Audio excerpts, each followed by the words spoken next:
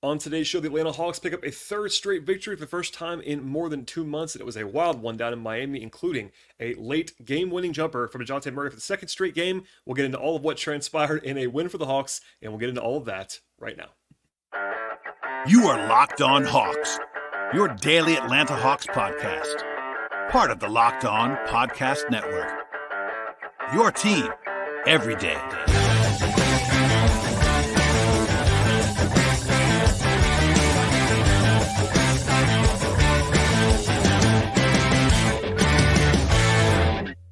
Hello, friends. Welcome to episode 1634 of the Locked On Hawks podcast. I am your host, Brad Rowland, coming to you on a Friday evening into Saturday. And today's show is brought to you by the folks at PrizePicks, the easiest, most exciting way to play daily fantasy sports. And the place to go is prizepicks.com/LockedOnNBA and use code LockedOnNBA for first deposit match up to $100. Also, at the top of the podcast, I should encourage you to make us your first listen each and every day. Please subscribe to the podcast and check us out anywhere you get your podcasts. On the audio side, places like Apple and Spotify, and we're also on YouTube on the video side. And today's show, we'll be diving into what became a very entertaining yet weird, close-fought, kind of a sloggy game at times, but in the end, a 109-108 win for the Hawks on the road in Miami, their third straight victory, and the first time since November 4th, when the Hawks were 4-2 overall. Yes, 4-2 overall, that they've won 3 straight games. Also, they were 0-2 against Miami this year before this one. So now 1-2 against Miami, probably their number one rival in a lot of different ways.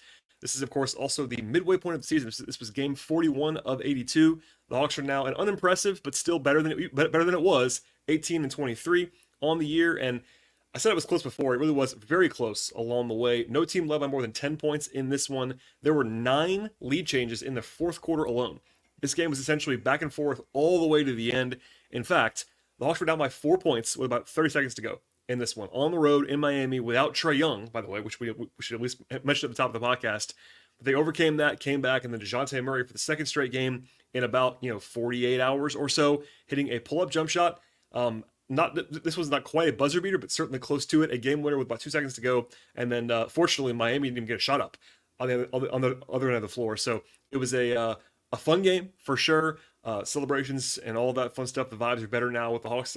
When you win games, guys are generally happier post game. That's kind of the way this stuff works around the NBA. And of course, the Hawks have a very tough turnaround on Saturday, a back-to-back that they will have a very, very large disadvantage in when it comes to rest.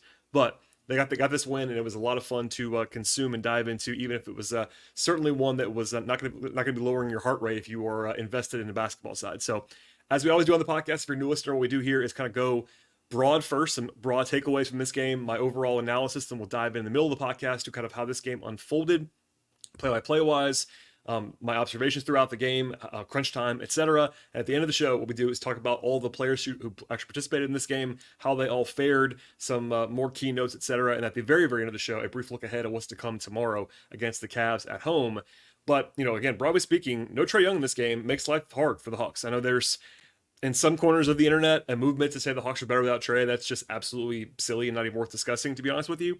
But Trae did not travel to Miami due to illness. He also has shoulder issues and calf issues. So he was tweeting at the end of the game, so he was certainly invested, but not in Miami. And how about this? The Hawks were 7-point underdogs, according to our friends at FanDuel, at tip-off of this game, which honestly was reasonable given that they were on the road against a team that was at kind of not full strength, but certainly close to it with Butler, Bam, Hero, etc.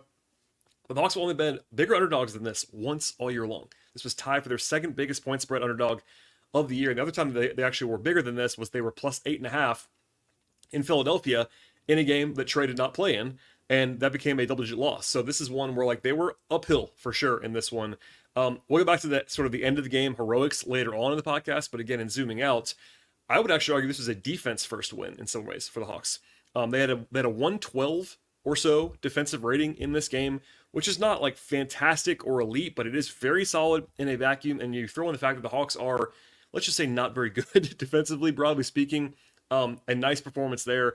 Miami's offense is not anything to write home about. That's certainly worth acknowledging. Even they are a good team that, generally speaking, wins at a higher level than their metrics indicate. A lot of that is their defense and their coaching. In this game, Miami was okay shooting it, about league average or so, but it was the rest of the stuff the Hawks did pretty well on. They forced 18 turnovers. That was a big key to this game. Only allowed 21 assists as well, so a lot of one-on-one opportunities for the Heat that are tougher. They held Miami to Sub 60% at the rim, which is very good. 46 points in the paint, very solid for the Hawks. Importantly, they were good in transition, only allowing 9 fast break points, and also did not get beat up when Miami was flowing in transition in general. Not like, they got some good looks up, but they were not like on fire in this game, which definitely helped. And we'll get to it again later, but crunch time, the Hawks did execute fairly well defensively. There was one breakdown that led to a big three by Hero in the very, very end of the game, but other than that, it was pretty solid. Some nice plays by Jalen Johnson in particular defensively at the end of the game. And in general, the Hawks have played a little bit more drop coverage in the last couple of games. And if you are not familiar with that, basically they're having their centers, whether it be Capella or Okongwu, play a little bit further back and a little bit more of a conservative scheme in a lot of ways, more what the Hawks used to do under McMillan and what like a lot of teams do when they don't really have a ton of personnel. And look, there are flaws to that approach as well. I have to say that because you can sort of allow guys to get into their pull-ups, etc. But what it does do is kind of keep guys like Bogey and guys like Bay in particular from getting just massacred on back cuts. And a lot of the rotational breakdowns the Hawks have been having all year long were not as bad in the last couple of games, and that definitely helps. Again, there are flaws to this as well, which is why they're trying to be more aggressive this year, but to play a lot more drop in this game and still force turnovers and kind of play into their strengths a little bit more was definitely helpful, and they're not giving up the volume of easy buckets. So all that said, it was an impressive, connected effort. I was going to play some audio from Quinn, but it was a little bit fuzzy what I have. So he talked about how connected they were, and he led, of course, with the defense. He did talk about Dejounte as well, as he should have, but it was a defense-first win for me, especially when this is a team where I'm not saying this is the way that it should be or something like that, but if you were just kind of realistic, this is a team that has a very good offensive infrastructure, talent-wise, and a poor defensive infrastructure, talent-wise. And for them to kind of go out there and win this game, not solely on defense, but anything like that, but certainly they were good enough defensively and rock solid enough, especially when it mattered. That was it was an impressive thought. And just to say this out loud, I think if you listen to this podcast regularly, you will know that Trae is not like a single-handed disaster defensively in the way that some national folks want to paint him. Yes, the defense should improve without Trae, and it did in this game to some level, but if anyone wants to tell you that's the only reason why, that's definitely not the case. Like, for instance, the Hawks used Patty Mills a lot in this game. Patty Mills is not much better than Trae on defense, if at all. So it wasn't like they had some huge personnel improvement defensively. Yes, more Trent Forrest helps, less of Trae probably helps, but it was a team effort. They played better defensively in this game, and it was not just one spot or one area. Offensively, look, it was not anything impressive, I have to say. They had a 116 offensive rating in this game. Now, you have to grade a look on the same curve that I did on the other side of the floor, because when you adjust for not having Trae, who is by far the best offensive player, and also facing Miami's defense, which is also quite good and well coached, that's a very solid enough offensive performance from the Hawks on paper. They also survived minutes without Dejounte in this game. He played a lot of minutes, as he should have, almost 40 in this one, which was, I think, reasonable because they just cannot afford the offense without him. If you watch this game, the minutes without Dejounte were very painful to watch, and that's kind of goes without saying. Like, look, as much as I like Trent Forrest, he's not going to like run a good offense. So, all that said, they made plays at the end, and the big thing is they needed. And look, when you're missing your best player, you need some positive variance, especially on the road. The Hawks were 15 to 35 from three in this game, 43%. That's a big reason why they won this game. Like, that was not the only reason why, but the bench for the Hawks in this game was the following from three: Okongwu 1 of 1, Patty Mills 3 of 5, Garrison Matthews 3 of 4, and Trent Forrest 1 of 2. So the bench made 8 of the 15 threes in this game, and they shot like 60%, something like that, from three, maybe more than that from three from the bench. So yeah, you needed to have some variance, but you did it, and they were able to make some shots. Again, 6 threes from Garrison and Patty was huge. They didn't get to the line very much. That was they kind of missed Trae there. He was their number one free throw creator by a lot, but they won the turnover battle. They scratched up just enough by making three more threes than Miami did. And again, they were not up to their usual standard offensively, and nor were they ever going to be without Trae probably in this game. But they were 5 of 9 from three in the fourth quarter, and they were 7 of 7 at the free throw line in the fourth quarter. That was huge in this one. So, broadly speaking, like, the Hawks were not perfect in this game by any means. They did enough to win. But like, some of the positive, I should say, some of the negative stuff from the close games, the Hawks were running so bad in close games for the first 30 plus games of the season that, like, even if you were super negative about the Hawks, and I try to tell people on the podcast, they were kind of due for some positive regression in close games. Like, you don't just lose every close game all year long. Even if you're bad, you don't generally do that. The Hawks were underperforming their metrics by so much that it was like they were kind of due for some of these.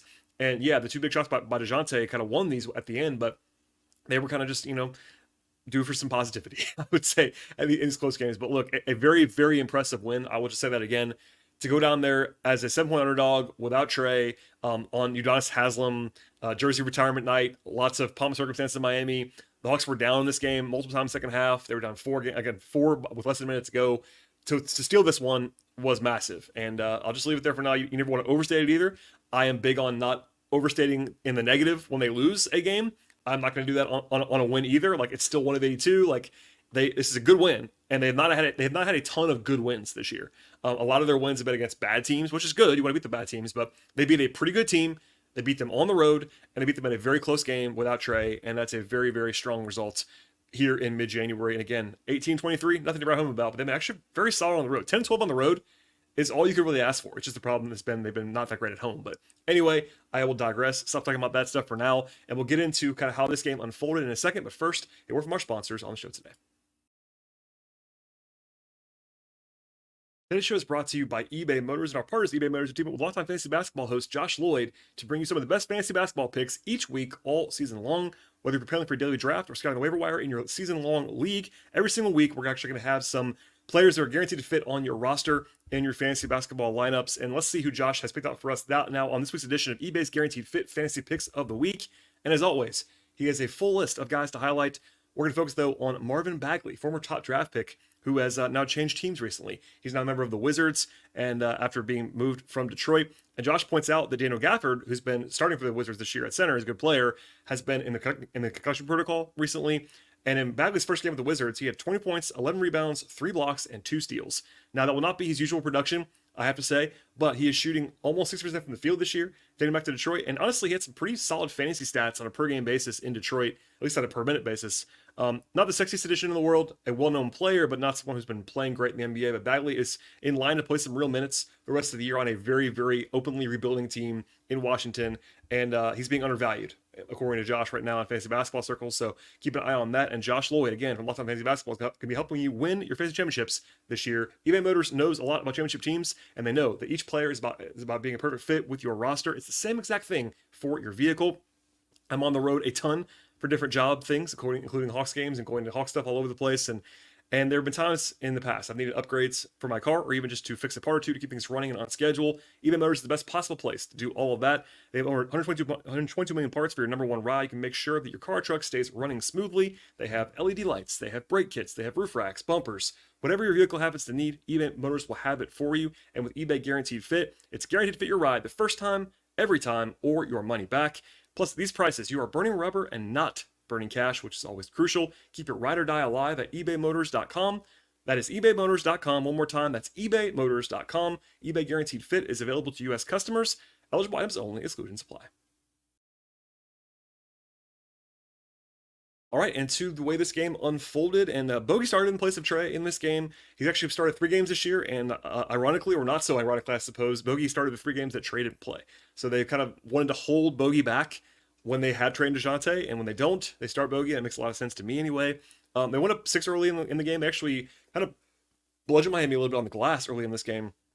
Reminded me a little bit of the play-in victory where the Hawks had down in Miami last year, where they kind of beat the Heat up inside a lot in that game. I was very confident coming into the game that they were going to play their usual top 6. Of course, they have the top 8, and then you had no Hunter and no Young in this game. And pretty confident Jase Medical would play, and he did. I was not sure about the other stuff in the rotation. I knew that either Patty Mills or Jase Medical, or Trent Forrest, I should say, were going to play, and they ended up both playing. So they played 9 guys in this game. It was Trent as the 9th man, Patty as the 8th man, and then Garrison and, of course, Okongwu off the bench.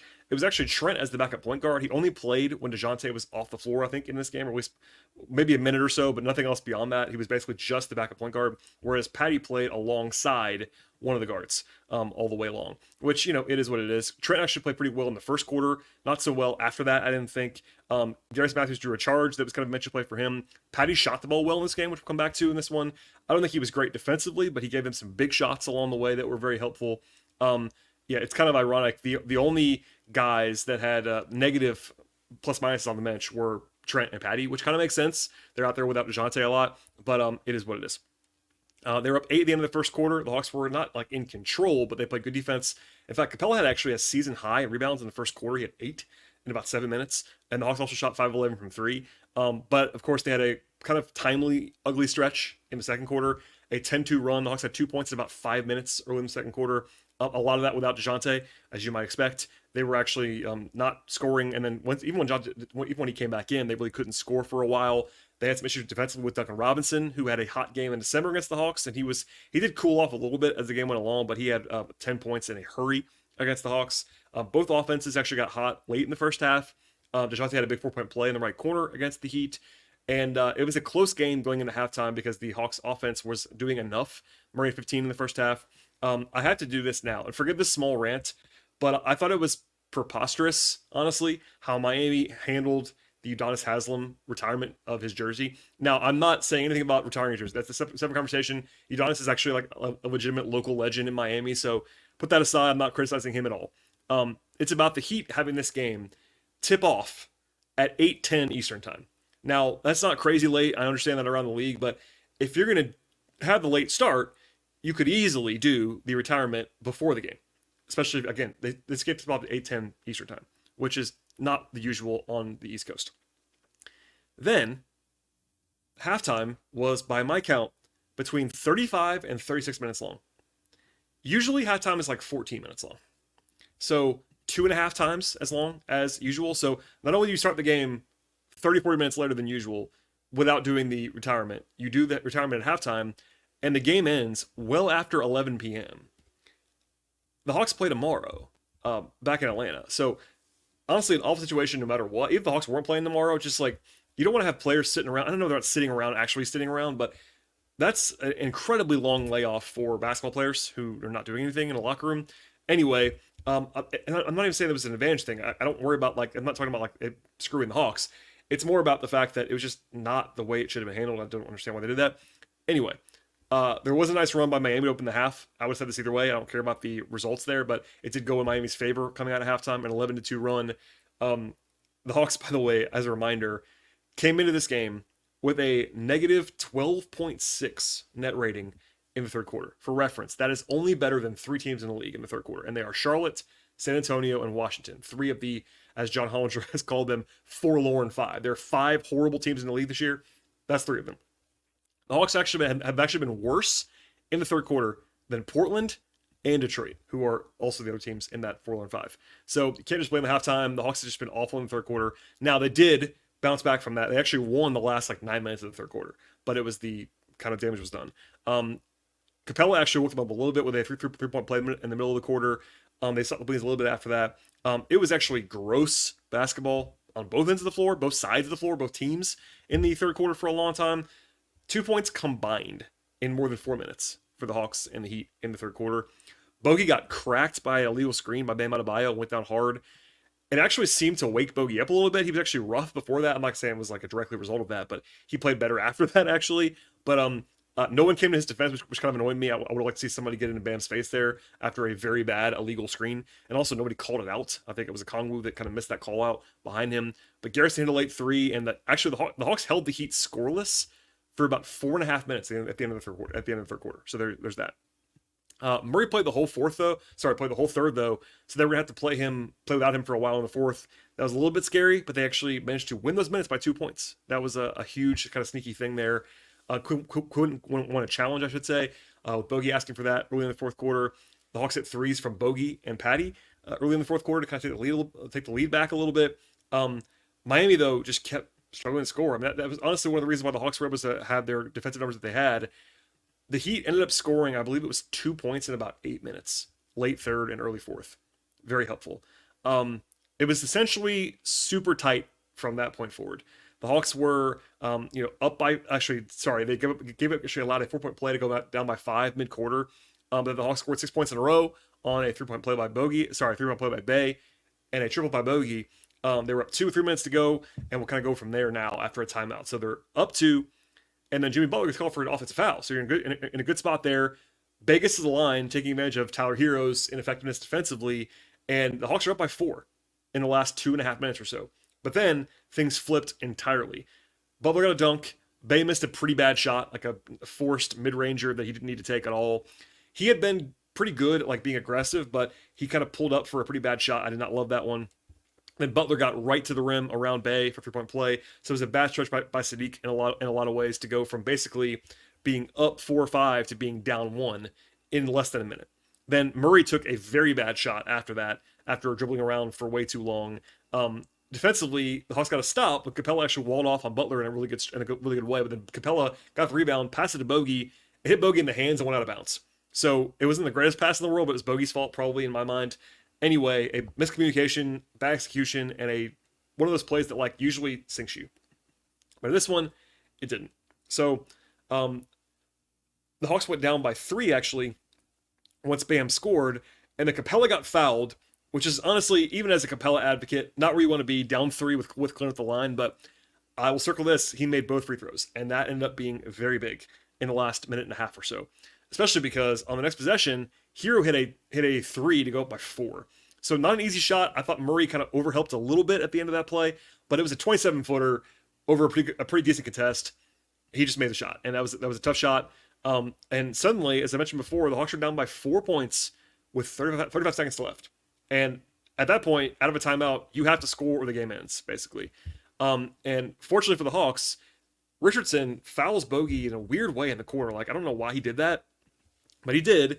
Goes to the line, makes both, and because it was so fast, they didn't have to foul. Like, if Richardson had not fouled Bogey and they had to take a little bit more time at that point to score, even if they had scored, they probably would have had to foul. But because it was so early and so fast, it was kind of unheat-like in a lot of ways. They had that sort of mistake there. That happens, and now they have a differential, so they didn't have to foul. Jalen did a great job on Tyler Hero. It was one-on-one on the left side. Jalen walled him off, used his size beautifully, forces a makeable shot by Hero, but one that it was certainly a low percentage one. He misses it. And then, importantly here, I'll stop, Murray got the rebound, which I think was notable because I think that Quinn might have called timeout if it was not rebounded by Murray, because they had like 7 seconds to go, something like that, when he got the rebound. But because Dejounte already had it, he's the guy that they want to turn and push it. You're down by 2.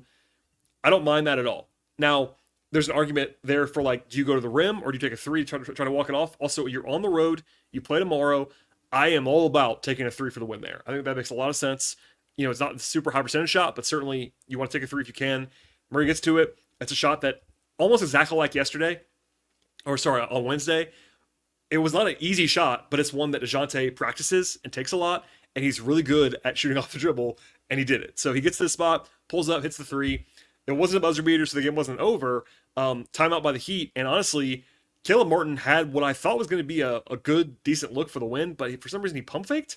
I don't know what happened there. He just kind of had a brain melt and didn't get a shot off. So celebration ensues and like crazy stuff. But again, the Hawks are down by 4 points at the very end of the game, and the combination of the Richardson foul, free throws by Bogey that he makes both of, then a good stop by Jalen, and also Dejounte just being really heads up, pushing the ball. And again, I love just to take the shot there, take the 3 for the win on the road in a game that you're trying to steal, and he makes it, and they get out of there, they escape, get on the plane, go home, and a fun one for sure. It was high stress. If you were a Hawks fan, I'm positive. I was just covering the game without emotions, and I was stressed. So it is what it is. But a nice win and another big shot by Dejounte again, back-to-back game winners in the final 3 seconds of the game. It does not happen very often. So hats up to him. Huge stuff from Dejounte, and touch on the Trevor Rivers stuff a little bit later on in the podcast probably, but kind of a funny backdrop with all the rumblings around Dejounte to have him do this in back-to-back games, and this one without Trae, and like just a nice little storyline. But anyway, on the court, a win, and they get out of there with the victory. All right, we'll have more on the player-by-player stuff at the end of the podcast, but first, a word from our sponsors on the show. Today's show is brought to you by PrizePicks, and PrizePicks is the largest daily fantasy sports platform in North America, and also the easiest and most exciting way to play DFS. At PrizePicks, you pick 2 to 6 players, and then choose whether they have more or less than a projection in a ton of different categories. And with 25 times the money on your entries, you can also now pick combo projections at PrizePicks that allow you to include 2 or more players from different sports or different leagues. And PrizePicks also offers huge selections of sports and stat types not offered anywhere else. They have projections on the NFL, NBA, MLB, NHL, college sports, and much more. And they have a reboot policy as well. They are the only DFS platform with an injury insurance policy. I've really enjoyed PrizePicks for quite some time now. I dig in regularly on the NBA stuff, college basketball, NFL, what's going on in the playoffs right now. And on the whole, the experience of PrizePicks is easy, it's fun, and I recommend it at the absolute highest level. And the place to go is PrizePicks.com/LockedOnNBA and use code LockedOnNBA when you get there for a first-time deposit match up to $100. One more time, that is PrizePicks.com/LockedOnNBA. Use code LockedOnNBA, and one more time again, PrizePicks.com/LockedOnNBA. Check out DFS made easy with PrizePicks. All right, and before I touch on the player stuff, I will just say I will probably have a larger trade rumor roundup on the next show tomorrow or something like that. There's not anything like hugely breaking. I'm trying to do some trade stuff on every podcast basically right now because there's so much talk about it. But because of the win, it's back to back, all that stuff. I'll just plug this. I did a several minute show, basically 30-minute full size show on Thursday with the folks at Locked On Knicks on this feed that I read as a crossover. I'm basically the guest on that show, but certainly I'm involved in it, talking about Dejounte and the Knicks in particular. But I'll have some stuff from Mike Scotto and Johan Vuha, also Chris Haynes. I'll touch on that stuff tomorrow. But again, I thought it was kind of funny and interesting that Dejounte is still very much in the mix in trade rumors, and I got all the reactions on all sides, from who cares about this game and to some excited Hawks fans saying you can't trade him now. And I get all that. We'll sort of have a step back when the emotions are a little bit lower tomorrow or the next day or whatever. But I'll have more trade stuff in the future, I promise you. But just hold the line. We have lots to talk about and still have 2.5-3 weeks to go until the deadline. All right. With that said, to the player stuff in this game. Again, as I mentioned before, 9 guys played in this game. The bench was interesting. Forrest played 10 minutes, 3 points, 3 assists. The offense did grind to a not quite a full halt with Trent on the floor and Dejounte off, but certainly not the best. And look, that's to be expected. If you throw Trent out there, yes, he had Bogey, but for the majority of the game, Bogey was not his best self. And honestly, the formula of having a good enough offense for the Hawks without Trae kind of involves Bogey being good. And until the fourth quarter, he really wasn't. So you had, for a long time in this game, 9-10 minutes, you had Forrest, Mills, and Bogey playing together, and Bogey didn't really have it. So it's like kind of a tough scene. Anyway, I thought Trent was okay. Not his best, probably. Patty Mills, -7 in the game, 18 minutes, but 11 points, 2 assists, 3 rebounds, hit 3 threes. Defensively, he does get focused on a little bit, and he should. But I think that Patty competed.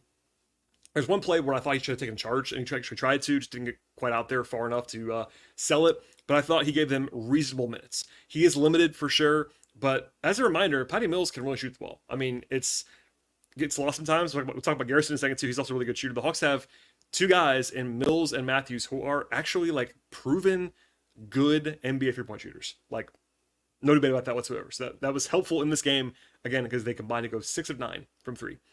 Speaking of Garrison, I thought he was actually quite solid in this one. I know folks have kind of waxed and waned on Garrison this year. He's not special, but I do think that he is better than Hawks fans tend to think that he is at this point. The shooting is what it is. He's he's a proven 3-point shooter, 40+% over a large sample size. Defensively, he was pretty active in this game. He had 3 assists, +12 in the game. Again, I'm not saying that you want him to play all the time, but right now, with where they are injury-wise, without Hunter, like, it's reasonable for him to have him play. I thought he was actually pretty actively good in this game. Okongwu, 9 points, 5 rebounds, a block, and a steal. Fournette had 5 fouls, but got to the line. Didn't get to the line, but actually got to the rim a lot in this one. Hit a 3, as he is wont to do sometimes, +13 in the game. They played him a little bit at the very end when they were trailing. It was mostly Capella in crunch time, but it was some Okongwu sprinkled in as well, which I was okay with on all sides. They played Okongwu more than Capella in this game, which I actually was fine with, even though they closed with Capella for the most part. Speaking of Clint, 9 points, 11 rebounds, and a block for Clint in 22 minutes of action. The 2 big free throws at the end were huge, 5-7 in the game at the line for him. I thought he was okay. He was not great in his second stint of the game. So his first stint, pretty good. Second quarter, like late second quarter, kind of going into halftime, he was not very good. Second half, he was better.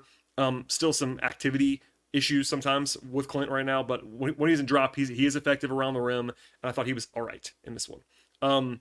Jalen, good game for him overall. A couple big stops late in the game. It's a reminder that sometimes Jalen's a little bit clunky on offense still, especially without Trae. I think he has that synergy with Trae a little bit. It's just kind of not anything negative. It's just like a reminder every once in a while that he's not quite all the way there yet on offense. And I mean that in an encouraging way because he's already really good.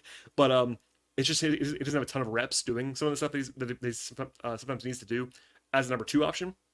But still, 15 points, 7 rebounds, 2 assists, 2 steals. The defense late in the game was huge. 6 of 10 from 2, 1 of 4 from 3. I think it's a line at all, but I thought he was pretty solid in this one. Saddiq Bey, 14 points. He cannot make a 3. 0 of 5.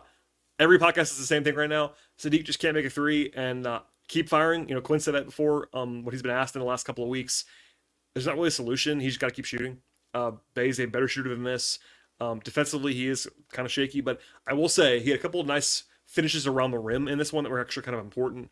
And look, I've criticized his defense more than most have, and earlier, going back to last year, than most have, but people were kind of getting so frustrated with him today that it was like, why is he playing? And it's like, well, he kind of has to play. For all of Bey's flaws, he is a better player than Garrison Matthews. He is a better player than Patty Mills. Like, he's going to have to play minutes without... Like, if Hunter was around, they could minimize Bey. He wouldn't stop playing.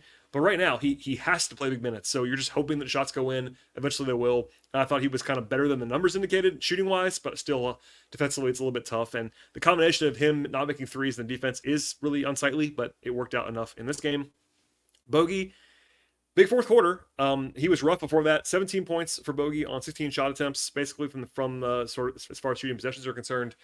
He was guarded in a heavy way. I thought it was actually interesting.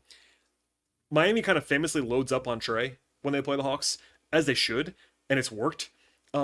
They almost gave Bogey the treatment more than Dejounte in this game. If you watched it, they were kind of loading up to Dejounte almost more than they were. Sorry, loading up to Bogey more than Dejounte in this one, which I thought was interesting. It didn't necessarily matter. Like, Bogey was not his best at all, but in the fourth quarter, made a couple big shots, a couple big plays, got the line late on that play by Richardson. That was a huge foul, made both, and just enough to kind of avoid all of the offensive issues.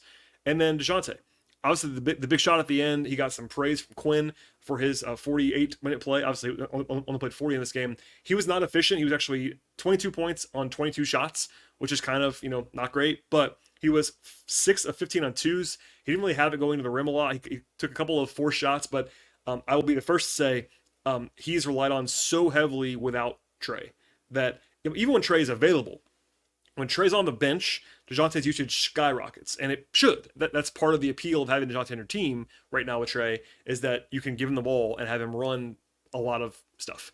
And he was not terribly efficient in this game. He actually had 11 assists. That was a number that he's not approached this year for the most part. Part of that's just having the ball a lot, but 40 minutes of play. Defensively, he was credible in this one. I thought he gave pretty decent effort for the most part, and a good game for DeJounte. Obviously, the big shot at the end. So does this mean that you can't trade him? No, but obviously it is a reminder, and I said this on the show yesterday, and I've always maintained this, even as someone who is pretty open to the Hawks moving Murray, and I've heard lots of things about the Hawks moving him potentially. He's really good. I said this last night too, so if you want to listen, on Wednesday night, listen to that show as well. But he's a very good basketball player, and that shouldn't be lost in the middle of all the other stuff. Tonight, another example of that, a bunch of big shots, and it is what it is. Obviously, the game winner is the headliner, but yeah, he was helpful in this game. And obviously, they don't win it without DeJounte playing 40 minutes. And honestly, if he could have played any more than that, they would have played him more than that. It is what it is. Okay, I'm done on this podcast. But back to back. So I'll be talking to you again in about 24 hours exactly. The Hawks play at home on Saturday against Cleveland.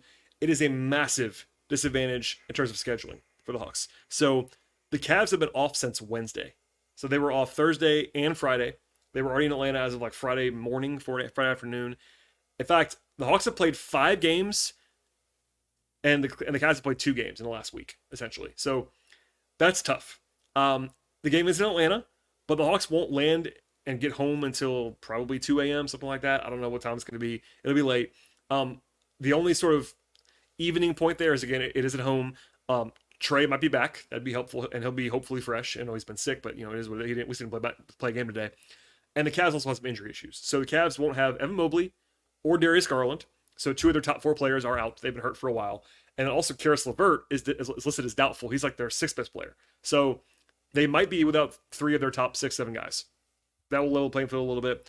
Still, though, at FanDuel right now, I'm looking at this live post-midnight on Saturday morning. The Hawks are underdogs. Not a huge surprise. Again, it's a really, really rough schedule spot for the Hawks, but certainly a winnable game. So there's that, and we'll have full coverage of that game sort of in advance. If you follow me on patreon.com/BTRowland. Also, after the game, I'll have a new podcast as I always would. And stay tuned for all of that. In fact, please subscribe to this podcast and rate and review, especially subscribe / follow, download the show. Apple, Spotify, Overcast, also YouTube. Likes and subscriptions there are very much appreciated. Please share it with a Hawks fan friend in your life. That'd be very, very helpful as well. Follow the show on Twitter at Locked On Hawks. Follow me there at BT Rowland. I also have some bonus, audio content on the audio only feeds. If you are a fan of the Locked On Sports Atlanta podcast, they are recording their shows on their own YouTube channel, but their audio is on our podcast. So you get all that bonus content coming to you if you're a subscriber to the podcast. Just some extra stuff, nothing less from me, but extra audio goodness in your ears. So all that said, I'm done rambling on today's podcast. It's very late, so forgive me. But a fun game, a nice win for the Hawks, an opportunity for 4 in a row if they can pull off a mild upset on Saturday evening. Stay tuned, and we'll see you after the game on Saturday.